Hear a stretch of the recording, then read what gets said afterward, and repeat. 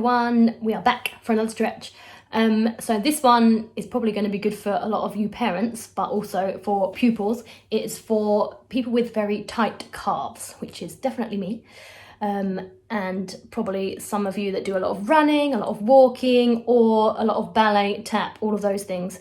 So this one's quite simple. All you're going to need is a little yoga block and a chair. So most of you have probably got one of these yoga blocks, which is a 3-inch block.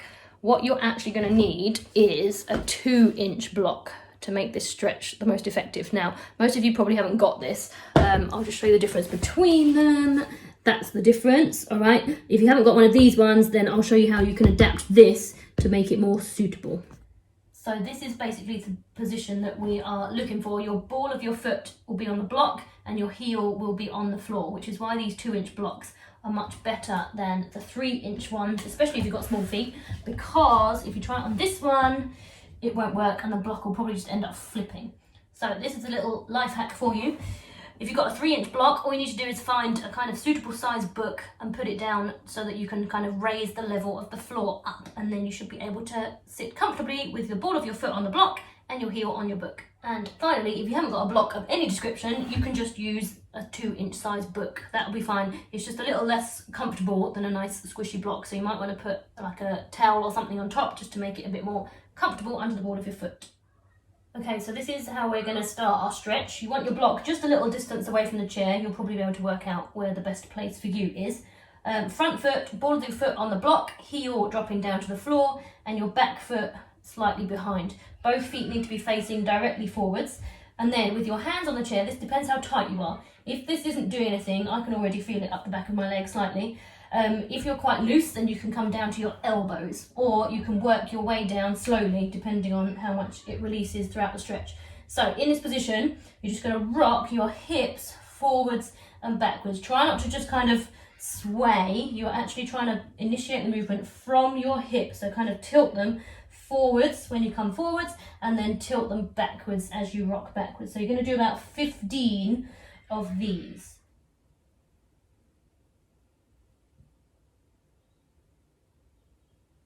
So forwards and backwards will count as 1 rep, and then you need to do about 15 of these, all right?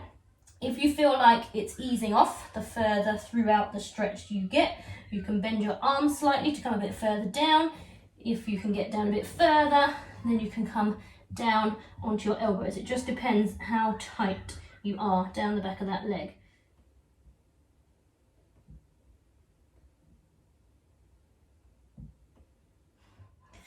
All right, so once you've done your 15 of those, you are then going to move your block foot backwards. So the same foot stays on the block, you just move it slightly further back, and you put the other foot in front of it this time. All right, so you're in the same position, just kind of the other way around. And we repeat the same again, all right? So tilt hips forwards, tilt hips backwards. Just watch, my calf is especially tight, so this back heel wants to kind of come off the floor. But you're trying to keep your heels on the floor the whole time, so only go as far as you can without that leg coming off. All right, same again. Once you've progressed through the stretch a little bit, you can start to come down a bit further if it's easing off. Still initiating the movement from tilting your hips rather than just rocking forwards and backwards. Keep going, another 15 of these. This movement for me is a little bit smaller, so I'm assuming it will be for most of you as well than the first one. All right, keep going. And as you're doing this, just make a mental note if this way round with your feet is worse or better than the first way round. Okay, once you've done your 15 of those, you need to go to the position that was worse. So for me, this way round was worse than the first way, so I'm going to stay here. If it was the first way that was worse, then you need to go back to that initial first position. Then, in your position that was the most painful, you're now going to rock your hips side to side. Now again, this is initiating from the hips, so try not to rock your whole body. This is just hip movement side to side. If you think about your hips making like a C shape up towards the chair, that should help get the right position. So again, we're going to do 15 of these. So One way, then the other way counts as 1. That's it, keep going. Again, make sure you're not tensing anywhere unnecessarily. Make sure your quads are nice and relaxed. Make sure you're not tensing in your bum. Keep going side to side. C shape with those hips. All right, and once you've done your 15 of those, you can come out of it and relax.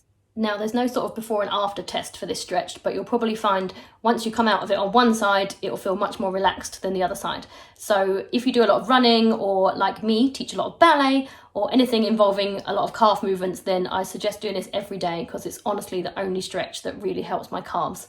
So have fun, let me know how you get on, and I will see you all soon.